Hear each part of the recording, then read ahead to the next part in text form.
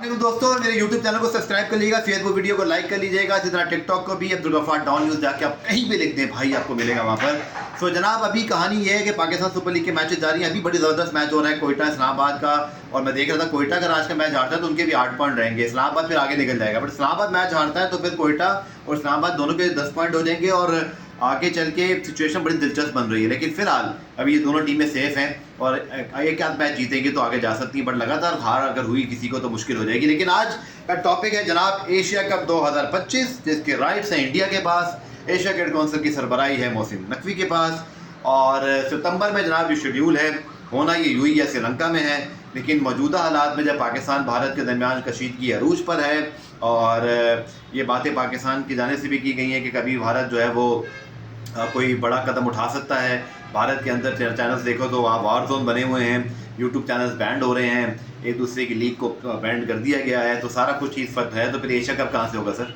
नहीं हो सकता। एशिया कप तो बिल्कुल ही गरीबों यतीमों का टूर्नामेंट है, उसको तो भूल ही जाए ना कि इन हालात में, जबकि अभी मई चल रहा है और जून जुलाई अगस्त 3 महीने हैं, कोई ड्रामेटिक किस्म की 1-2 महीने में तब्दीली हो जाए। लेकिन इस वक्त अगर आप मुझसे पूछें तो चीता खबर ये लाया कि दोनों बोर्ड का कहना है सवाल ही पैदा नहीं होता कि एशिया कप के मुतालिक कोई बात हो या Asia cricket council Pakistan India के मैच के बगैर कराए।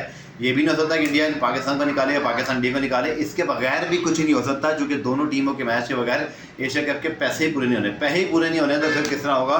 तो Asia cup 2025 in danger right now, और वह तो मुलतवी हो जाएगा, और जब तक हालात सही नहीं है तो इनडेफिनेट पीरियड ये रहेगा। इसमें कोई फ़र्क नहीं पड़ता कि इंडिया से ACC का चेयरमैन हो या पाकिस्तान से हो। इंडिया पाकिस्तान मैच कराना जो है ना बड़ा इंपॉर्टेंट है, कि इसके कोई आसार नहीं है। और दूसरा जनाब पाकिस्तान के हवाले से गवास्कर साहब का बयान भी मैंने कहीं पढ़ा सोशल मीडिया पर, सौरभ गंगुली ने बात की थी।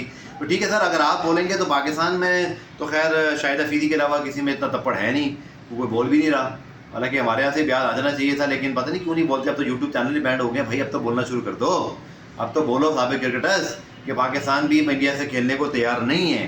कम अज़ कम अपनी वैल्यू खुद अपनी नज़रों में तो बरकरार रखो। दुश्मन या हरीफ के मुकाबले में क्या बरकरार रखनी है? मैं तो आज कह रहा हूँ कि पाकिस्तान को मना कर देना चाहिए कि जब तक पाकिस्तान और भारत के ताल्लुकात ठीक नहीं होते कुछ नहीं होगा।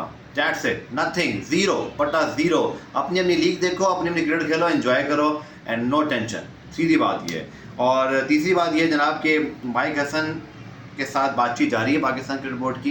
वो पाकिस्तान के अगले हेड कोच हो सकते हैं, बट अभी तक कुछ मामला 100% कन्फर्म नहीं है। और इसी तरह पाकिस्तान का जो T20 स्क्वाड फॉर बांग्लादेश है, वो भी आफ्टर PSL जो है या उसके पहले थोड़ा सा अनाउंस होना है, तो अब ये उसके ऊपर भी खदशात हैं, चूँकि जब वार वाला जोन बन जाता है तो फिर चाहे वो इंडिया बांग्लादेश की सीरीज़ हो या पाकिस्तान बांग्लादेश, जो भी मामला चल रहे हैं, तो कोई सीरीज़ फिर उस वक्त पॉसिबल नहीं है, क्योंकि हाई अलर्ट दोनों तरफ हो गया हुआ है।